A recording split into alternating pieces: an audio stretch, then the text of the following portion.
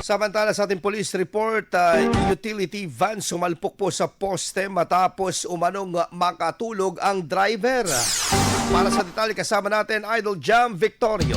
104.7 IFM. Report!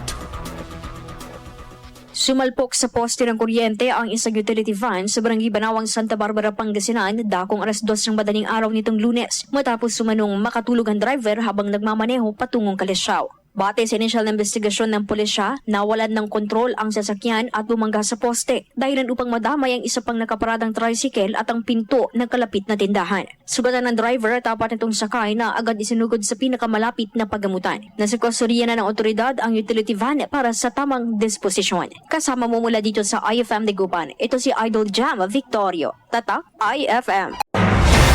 IFM News. IFM News. IFM News.